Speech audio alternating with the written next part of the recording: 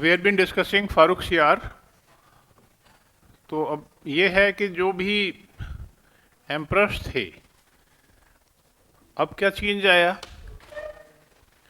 1707 में वो last emperor था जो अपनी गुट बना के उसमें लड़ाई में भाग लिया, फिर अपनी मर्जी से उसने अपनी ताकत बनाई। That was Bahadur Shah. उसके बाद तो स्थिति ऐसी हुई कि the factions would start fighting.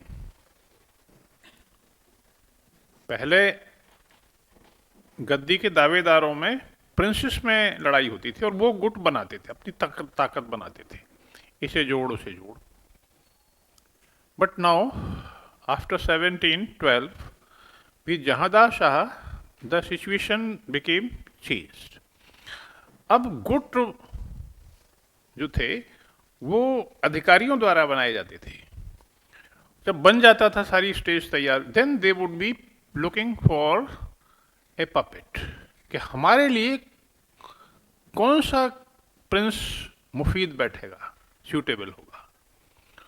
और उसकी क्वालिफिकेशन क्या होती थी कि वो कमजोर होना चाहिए। He should not be interfering in our business. वो गद्दी पे बैठा रहे, he should simply decorate the office, और गद्दी के पीछे की सारी ताकत हमारे हाथ में। अरे पूरा गुट गैंग बना रखा है आप पे भी, आपको भी सैयद ब्रदर्स की वो लग गई।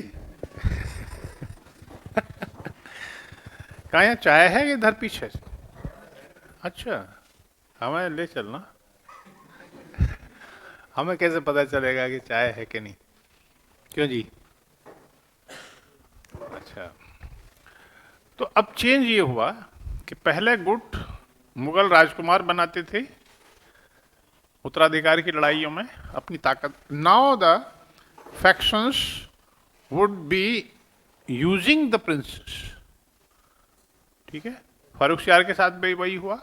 हिंदुस्तानी जो फैक्शन था was looking for a prince, and that prince was Farooq Shah. ठीक है, and after Farooq Shah, the next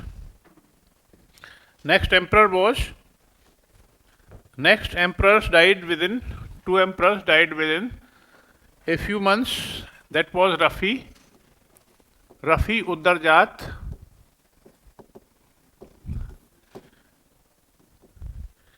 अपने आप ही इसकी डेथ हो गई ऑटोमेटिकली। ये खाने पीने वाले लोग थे, बहुत जल्दी ही ऊपर पहुंच जाते थे। And next was Rafi ud Daula. He too died in a few months time due to over consumption. तो 3 एम्प्रर्स तो ऊपर पहुंच गए, Farrukh Siyar, Rafi Uddarajat and Rafi Uddaula, and then 4th one was Muhammad Shah Rangile. Muhammad Shah Rangile, he was fond of culture. He was very much interested in the growth of culture, dance, music.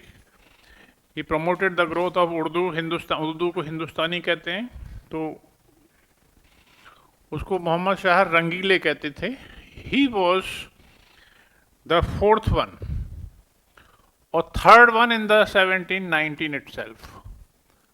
1719 में तीसरा था फारूक सियार के बाद, in 1719, and he ruled up to 1748. ठीक है, तो he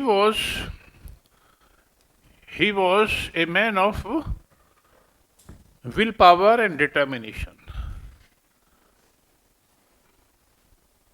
एक सेंस में कि उसने पहले से ही सोच के आया था कि इन सैयद ब्रदर्स का अंत करवाना है, पीछे हटने वाला नहीं था। तो गुटबाजी तो थी ही, and stage was ready. Syed brothers सब नाराज थे, and all the factions, Irani, Turani, and there was another small faction that was Afghani, all joined hands together. Against the Syed brothers, क्योंकि बात ये आ गई, एक तो Syed brothers were declared to be anti Islamic, इस्लाम के नाम पर ईरानी तुरानी अफगानी सब एक हो गए। Second thing is that no one would be feeling safe when emperor could be killed, Farrukhsiyar, in the open, तो कोई भी सेफ नहीं था। लोग अब ये बात करने लगे कि सैयदों की मनमानी खत्म होनी चाहिए, ठीक। And all these got full support of Mohammad Shah Rangeela, and then two brothers were killed and defeated in 1720. 1720, 1713, it was the time period, 7 years phase of hegemony. Hegemony कहते हैं दादागिरी, किसकी? सैयद ब्रदर्स की खूब दादागिरी चली। कहाँ पे? दिल्ली में। Syed brothers phase of domination of the state, dominating the state affairs. Sayyid brothers were nicknamed as the king makers. उन्हें क्या कहा गया? King makers कहा गया। 4 emperors को गद्दी पर बिठाया उन्होंने, तो they were called as king makers. It is the phase, कितने 7 साल का phase है, in which Sayyid brothers and Hindustani faction dominated the political matters of the Mughal empire. समझ गए ना? ये 7 इयर्स की फेज है, और इसके बाद सबसे ज़्यादा जो जहर खाया बैठा था वो था निजाम। निजाम को दर्द ये था कि उसकी सूबेदारी, 6 सूबाज उससे गए। जैसे ही ये ख़त्म हुए तो इनके सपोर्टर्स बहुत सारे ख़त्म कर दिए गए, तो ऑल देयर ऑफिसेस वर रिडिस्ट्रीब्यूटेड। एक फैक्ट था कि जैसे ही कोई सत्ता परिवर्तन होता था मेडिवल टाइम्स में, सत्ता परिवर्तन के साथ पदों के आवंटन में बहुत ज़्यादा हेराफेरी होती थी। तो end of the Syed brothers was another occasion for the change in the format of the state offices. तो स्टेट ऑफिसेस डिस्ट्रीब्यूशन होना ही था उनका। तो जो गुटबाजी जिन्होंने की थी, दोज हु प्लेड की रोल अगेंस्ट सैयद ब्रदर्स, जो फ्रंट पे थे, तो सबसे ज़्यादा अच्छे पद तो उन्हें मिले। Mohammad Amin Khan became the wazir, and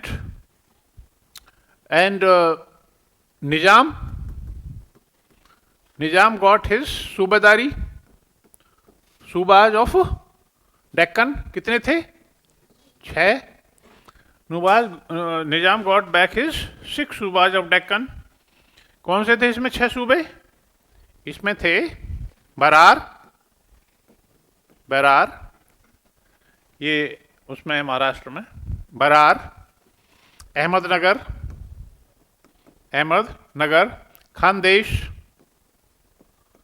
Khandesh, Bijapur, Golconda and Telangana. These were the 6 सूबाज। तो निजाम को अपने सूबे मिल गए। मोहम्मद अमीन खान 2 वर्षों तक इस वजीर रहा, 1722,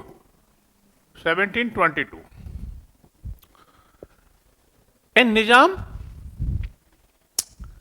Nizam was appointed on the post of Wazir in 1722. ये 2 पोस्ट मिल गई निजाम को।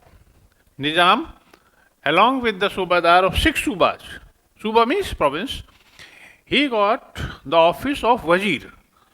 उसकी इच्छा थी। निजाम desired this office in Delhi. कौन सा? वजीर, प्राइम मिनिस्टर का। निजाम was sincere. Nizam was genuine when he desired, तो he desired not for personal gain. वजीर का पद उसने इसलिए इच्छा थी उसकी कि I would try to rectify the situation. मैं मुगल जो केंद्रीय व्यवस्था है, सेंट्रल स्ट्रक्चर है गवर्नमेंट की, उसको ठीक कर दूंगा। तो निजाम गॉट द स्टेटस ऑफ वजीर इन 1722 to 24, but he did not get any support or cooperation. लिखिए, निजाम did not get any support or cooperation from the emperor.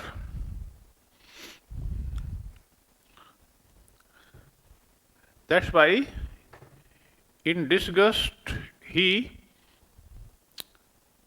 ran away to Hyderabad.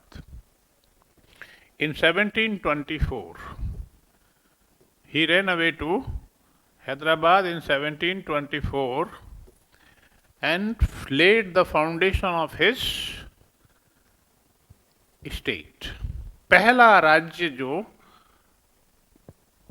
Openly अलग हुआ, Hyderabad state, led the foundation of his own state. Attitude क्या था निजाम का कि दिल्ली में अपनी धर्मशाला को रखो, हमने खूब कोशिश कर ली, तुम इस योग्य हो ही नहीं, नालायक हो तुम। हम एक अच्छे कॉज के लिए वजीर बने हैं, लेकिन दिल्ली में चारों तरफ से उसके सही जो काम करेगा उसके एनिमीज बहुत हो गए और बादशाह से सपोर्ट मिली नहीं। बोले भाड़ में जाए तू और तेरी दिल्ली, मैं तो चला भाई। बोले आप अलग हो गए। बोले पूरी तरह से अलग कौन हुआ है, हम तो अभी भी we are yet the member of the Mughal family. Mughal साम्राज्य एक परिवार की तरह है, तो हम तो एक मेंबर हैं। वैसे प्रैक्टिकली वो सब अलग हो गए। तो पहला first breach in the Mughal imperial system was Hyderabad. यहां से मुगलों का ब्रेकअप खुलकर सामने आने लगा। ठीक है, तो पहला स्टेट जो मोहम्मद शाह के टाइम में अलग हुआ वो था हैदराबाद स्टेट। हैदराबाद स्टेट, और इसमें चले गए 6 सूबा, 6 सूबे अलग हो गए, 20 में से 6 गए। It's clear. Second, the state of Bengal, state of Bengal, Bihar, Orissa,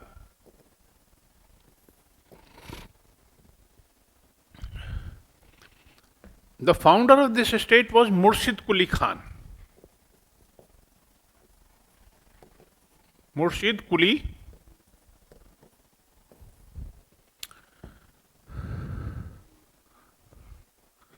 Quli Khan, मतलब मुर्शिद कुली खान बंगाल की सरकार में बहुत लंबे समय से कई पदों पर रहा था, और सैयद ब्रदर्स के टाइम में ही वॉज ए गवर्नर, माने subahdar of Bengal in the times of Syed brothers. In the times of Syed brothers he was the subahdar of Bengal. पहले भी 20 साल से बंगाल में रहा था, कोई ना कोई बड़े पद पर रहा था, but in the times of Syed brothers he was the subahdar of Bengal. ठीक है, अब दिल्ली में जो चेंजेस हुए, सैयद ब्रदर्स ने जो फारुखियार को हटाया, तो हटाने का काम इतना आसान थोड़ा ही था। इधर निजाम है और इनके सपोर्टर भी हैं, इधर उधर बैठे हैं, तो बेटर यह है कि जहाँ से सैयद ब्रदर्स के खिलाफ मदद मिल सकती है इन लोगों को, उन सबका मुंह बंद कर दिया जाए। तो इन 1719 मुर्शिद कुली was given the additional सूबा ऑफ उड़ीसा। बोले तू उड़ीसा को संभाल लेगा बेटा? बोले हाँ हाँ संभाल लूंगा, तो दिल्ली मत आना, हमें बहुत सारा काम निपटाना है। तो he was given an additional charge of Orissa. अब 2 सूबे मिल गए उसको। इसे पढ़ के आइएगा कल मुर्शिद कुली खान को, इस पर 4-5 पॉइंट निकाल कर लाइए। मुर्शिद कुली खान लिख लीजिए। Murshid Quli Khan was an able and competent administrator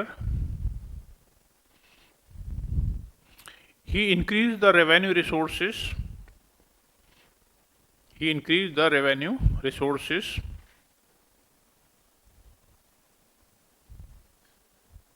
by promoting the system of ijara. By promoting the system of ijara, IJARA, ijara, or revenue farming. Revenue farming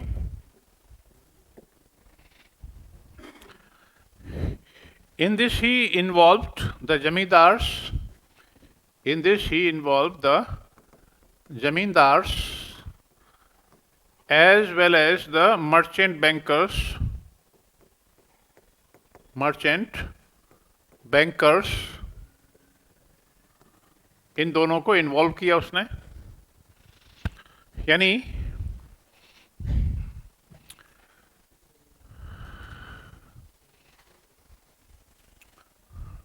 जो जमीनें थीं उनको एक मुश्त साल दर साल ठेके पर दे दिया जाता था। वे रायपुर है, इसको हमने 10 हिस्सों में बांट दिया, हर साल ठेके उठेंगे। जो ऊंची बोली बोलेगा, बिडिंग करेगा, इजरा, इजरा मीन्स बिडिंग। भैया जो सबसे ऊंची बोली किसकी गई है, 50,000 रुपये कौन देगा, ये देगा इस एरिया का। इस एरिया की बोली 70,000 में, अगली साल फिर देखेंगे। तो क्या हुआ कि इसे कहते हैं इजरा। यानी अब राज्य को एक साथ 50,000 रुपये मिल गए और आप फिर वहां से अपना हिस्सा कलेक्ट कर लीजिए।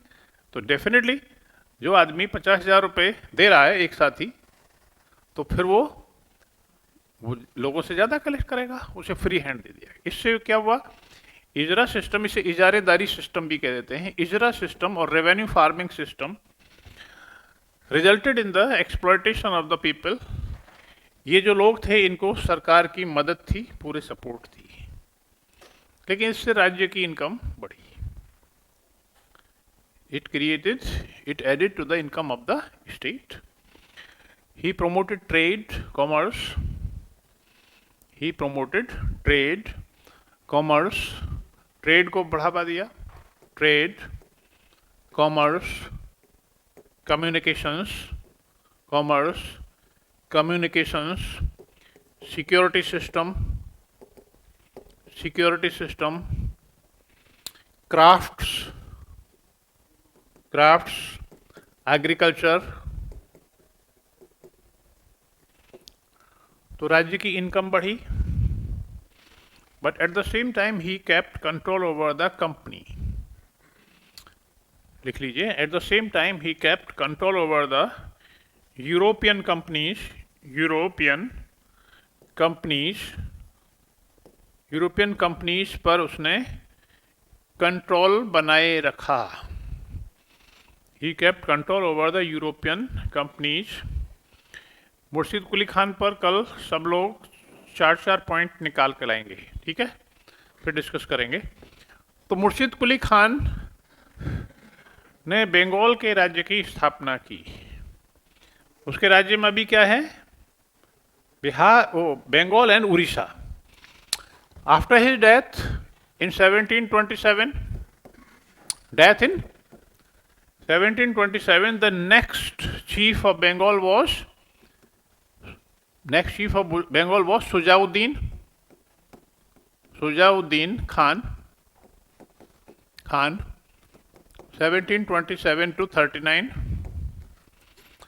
ये सब आपको याद करने की जरूरत नहीं है, बस सीक्वेंस के लिए समझ लीजिए। Sujauddin Khan continued the policies of मुर्शिद कुली खान, उसकी पॉलिसीज को कंटिन्यू किया, सब कुछ ठीक ठाक था। With one addition, Bihar was added to his सूबेदारी। Bihar was added, Bihar was added. तो ये हो गया, बोलो, was added in 1731।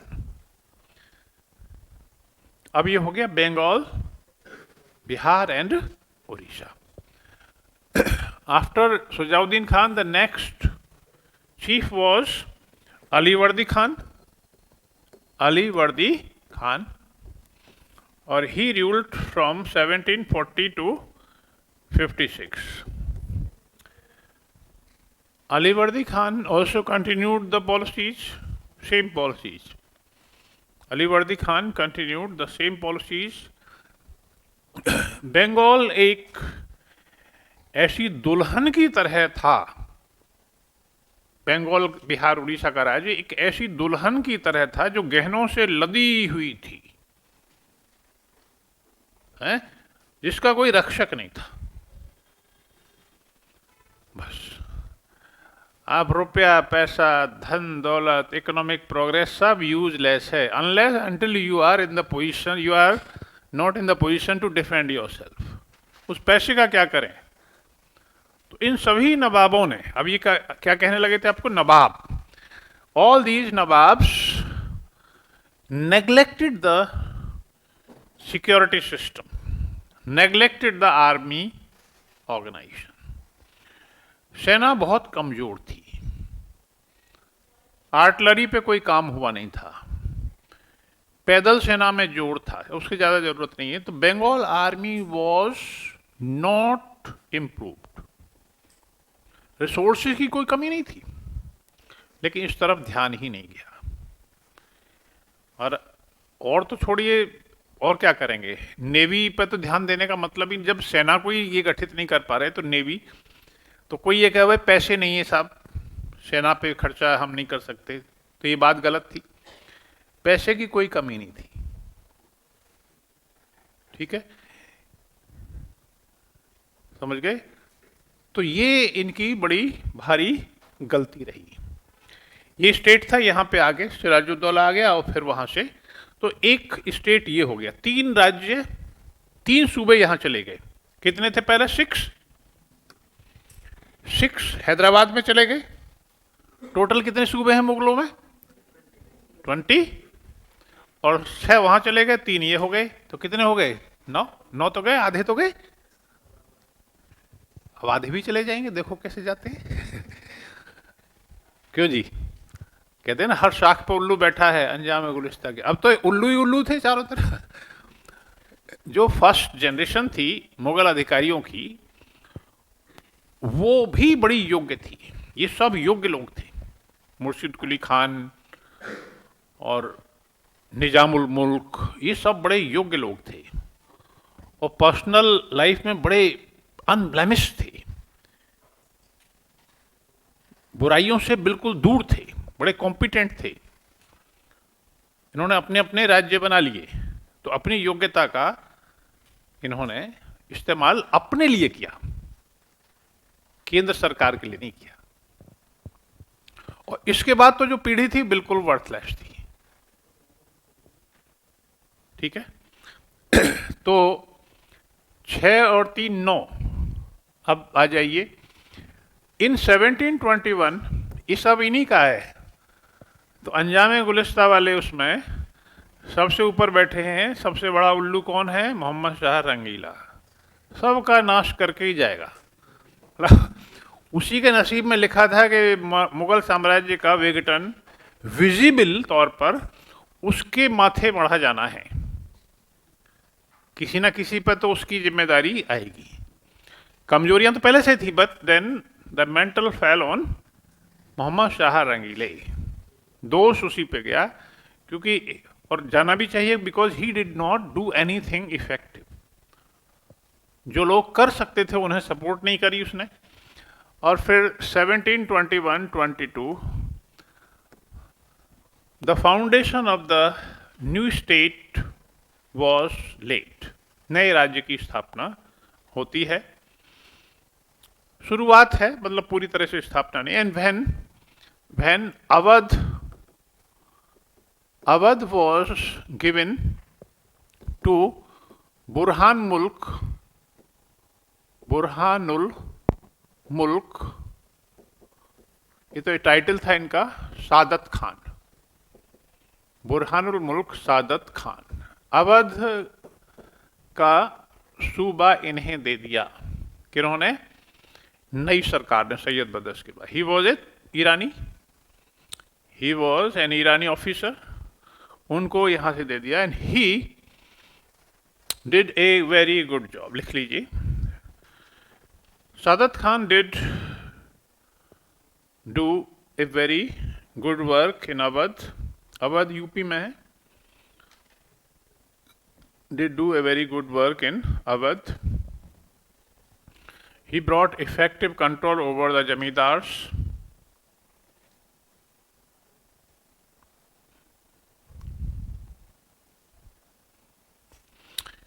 He increased the revenue resources.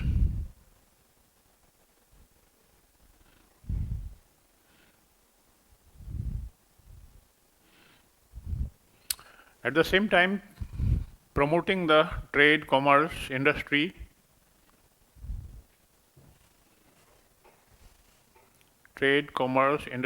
craft. A number of new centers, urban centers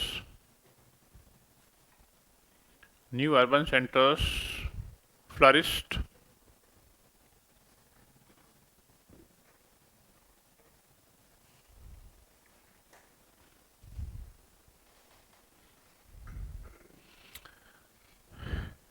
He grabbed the Suba of Jaunpur.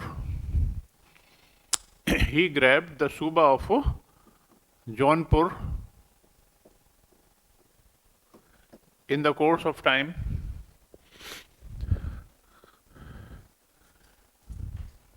When he committed suicide in 1739,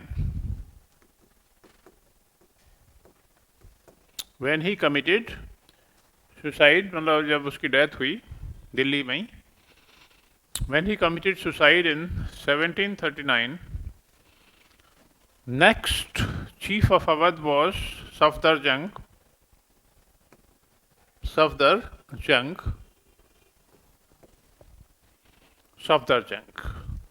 who ruled up to 1754.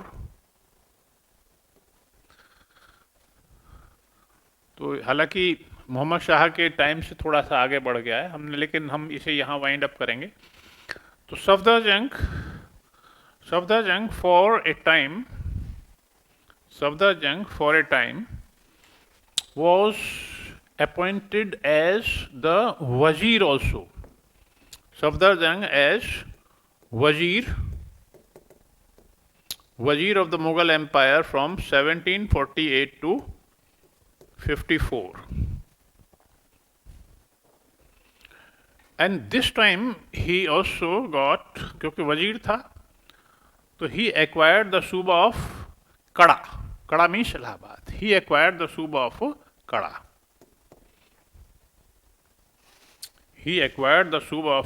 Kada. तो इस तरह से 3 सूबे यहां निकल गए, Awadh, Jaunpur and कड़ा। जौनपुर को ग्रैब करने की तो परमिशन भी नहीं ली थी इन्होंने, जौनपुर को ऐसे ही हत्या लिया।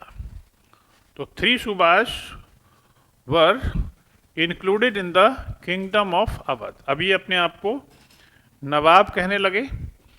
आफ्टर सफदर जंग द नेक्स्ट नवाब was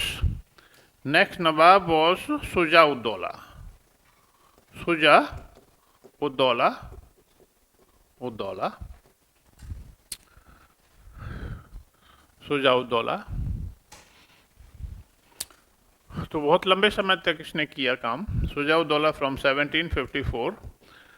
और आगे चल के his relations with the British were well known. अंग्रेज़ों के साथ उसका रिलेशन, किस तरह से अंग्रेज़ों के चंगुल में वो फंसा, वो बाद की कहानी है। About the nawabs of Awadh, it can be said that they were thoroughly competent. ये सब बड़े सुलझे हुए लोग थे। They managed the affairs of their states properly. They generated the resources. और अवध के साथ ये अच्छी बात थी कि अवध के पास पैसे की तो कमी यहाँ भी नहीं थी, but they focused equally on the army strength. North Indian states में सबसे ज्यादा मिलिट्रीली पावरफुल जो स्टेट था वह था अवध, और सबसे ज्यादा इकोनॉमिकली जो पावरफुल स्टेट था दैट वाज अवध। देखिए इसे लिख लीजिए, Awadh was economically and militarily the most powerful state of North India. Militarily and financially, economically, the most powerful state of North India. अरे बड़ा ही जल्दी टाइम चलता है, 8 बजने वाले हैं, ये मत लिखना। तो अवध, इस तरह से कितने सूबे निकल गए? 6 + 3 + 3, 12 स्टेट्स, 10 गॉन अवे। 12 स्टेट तो ऐसे सूबे निकल गए, 20 में से 12 तो निकल गए।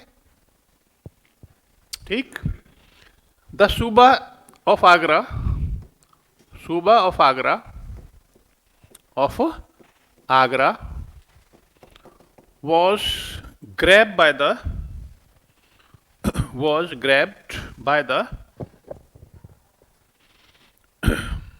the Jats of Bharatpur, Jat chiefs, Jats of Bharatpur,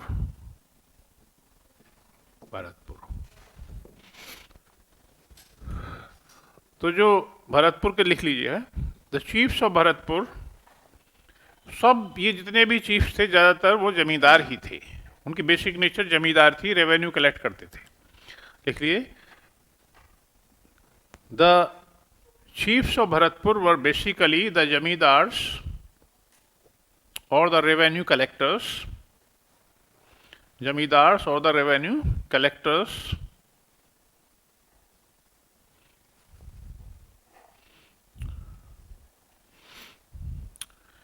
They revolted against the Mughal Aurangzeb,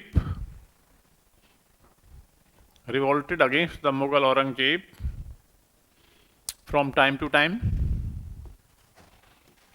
The first revolt was in 1669. First revolt of the Jat Jamidars in Mathura region was 1769 by Gokala and his supporters. He was defeated and killed.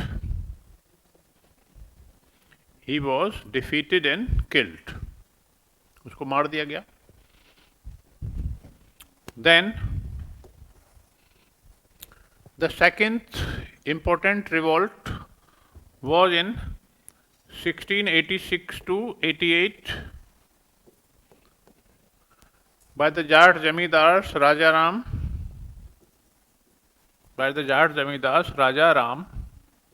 and Ramchera. Raja Ram and Ramchera.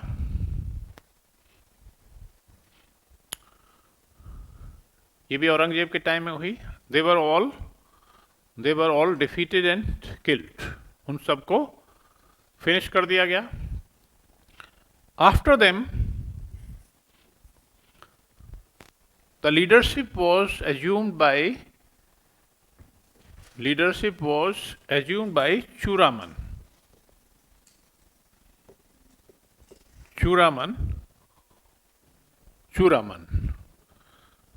Since 1688 till his death in 1721. Churaman created the groundwork for the emergence of the state of Bharatpur. Churaman created the groundwork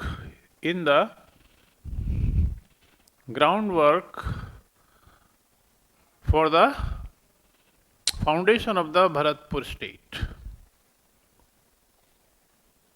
ठीक है, जो central government में जो problems थी उसका फायदा इन्होंने भी उठाया। ठीक है, तो व्हेन ही डाइड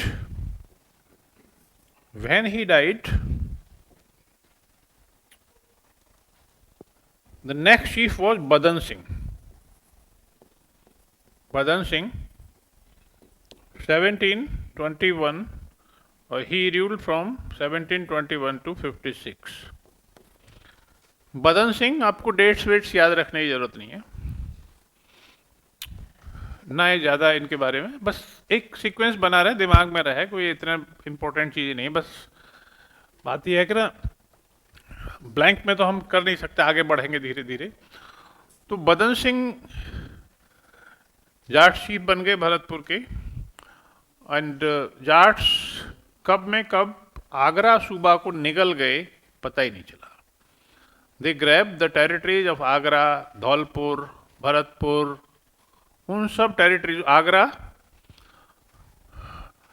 आगरा के बीच में पड़ता था Mathura. Mathura region was dominated by the Jats. तो आगरा और दिल्ली दो सूबा थे. तो Agra was totally disconnected from Delhi. अब दिल्ली में ही प्रॉब्लम्स थी, तो आगरा सूबा को कैसे वो मेंटेन करते. तो आगरा सूबा was grabbed by the Jats in the course of time. दीमक की तरह पता ही नहीं चला कब आगरा गया हाथ से, क्योंकि आगरा के साथ कोई कनेक्शन बाकी बचा ही नहीं. जो भी आगरा के लिए कोई भी कम्युनिकेशन होता था, सब जाट्स जो थे बीच वाले लूट लेते थे.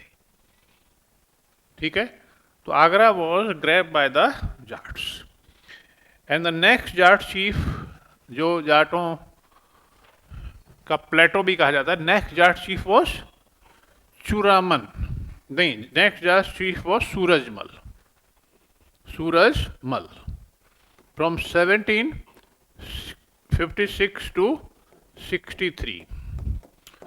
Surajmal was known for his, ये सबसे इंपॉर्टेंट है, इस पे 2 पॉइंट कलेक्ट कर लीजिएगा. Surajmal was known for his wisdom, tact and diplomacy. Wisdom, tact, diplomacy, statesmanship, his generalship,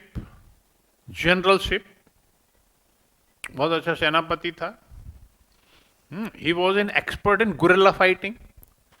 Guerrilla, Guerrilla, guerrilla fighting. He is known as the Plato of the Jat community. Plato of the Jat community. And Ulysses of the Jat community. Ulysses का मतलब wisdom के लिए जो व्यक्ति माना जाए. Ulysses तो दिल्ली की जो समस्याएं थी नॉर्थ इंडिया की, उस समय की प्रॉब्लम्स थी, तो he also took maximum benefit out of the problems of the central government. इस तरह से जाटों ने अपना एक राज्य बना लिया. किसकी कॉस्ट पे? दिल्ली की कॉस्ट पे. अब कितने हो गए? 13. 2 subahs of Malwa and Gujarat. Next है 2 subahs of Malwa and Gujarat were grabbed by Maratha Peshwa Bajirao first. Peshwa Bajirao first 1722-40. Bajirao first के बारे में करके आइए. आज पूरी रीडिंग लगा दो, इस फर्स्ट चैप्टर की एनसीईआरटी की पूरी रीडिंग लगा के आओ, तब कॉन्सेप्ट और क्लियर हो जाएगी.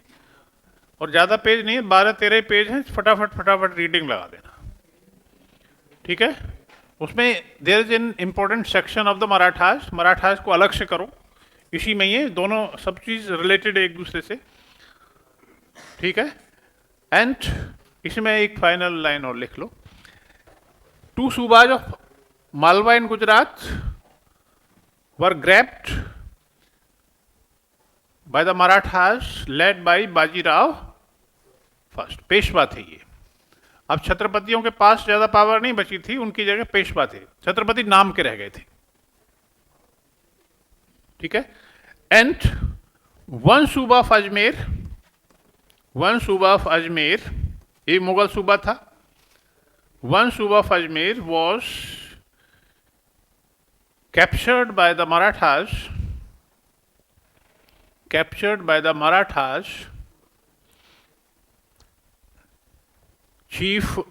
Maratha chief Holkar in the times of Balaji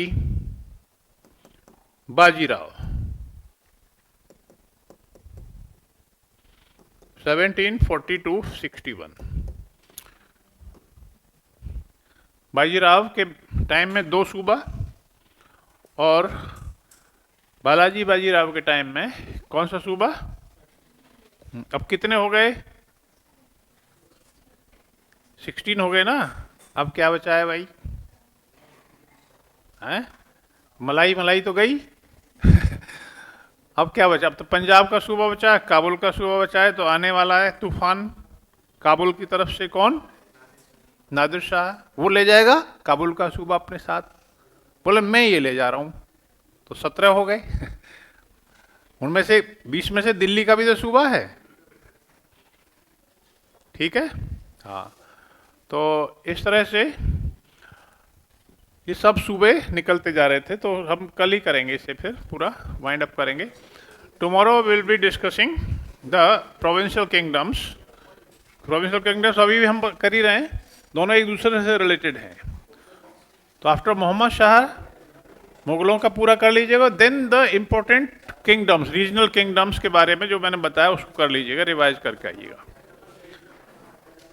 ठीक है। Then there is a section, उसमें एक सेक्शन है social cultural developments, economic developments in the 18th century.